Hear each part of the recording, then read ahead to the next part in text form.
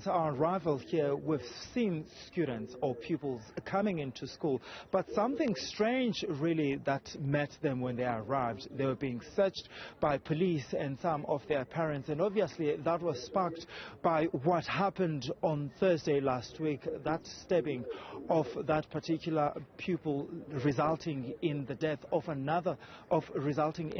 the pupil in hospital. Another pupil is currently in custody for that. Here's what we know then, at least what we've discovered from those that said they saw what happened. We're told that the pupil was stabbed at least 4 times. We're told that a knife was used and that pupil was stabbed also here on the neck and also just next to his heart. We've been talking to some of the parents who are actually saying that the incident has not only left them as parents traumatized, but also their children traumatized. That's why when you move around the school, you're seeing a lot of parents here making sure that learning and teaching does essentially take place. I want to bring in Steve Mabona. He's the spokesperson for Education Department here in Gauteng. Steve, thank you so much for your time. I mean, what we're seeing here at the school is something that has essentially taken pupils by surprise here. Was there an intention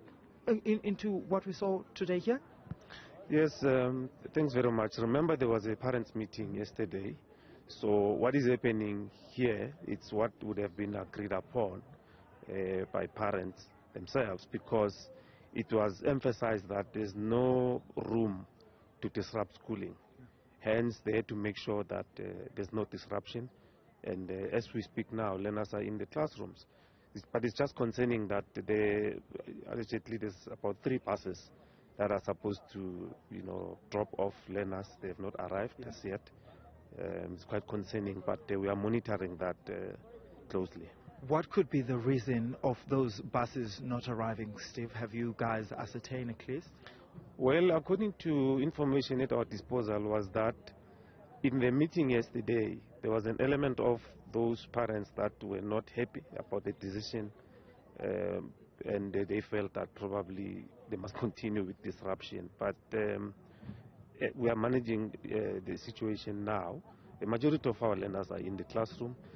The process of counseling has commenced, looking at the affected closely educators and as well the learners that were very close to the deceased, and all others will then be taken through that process as well.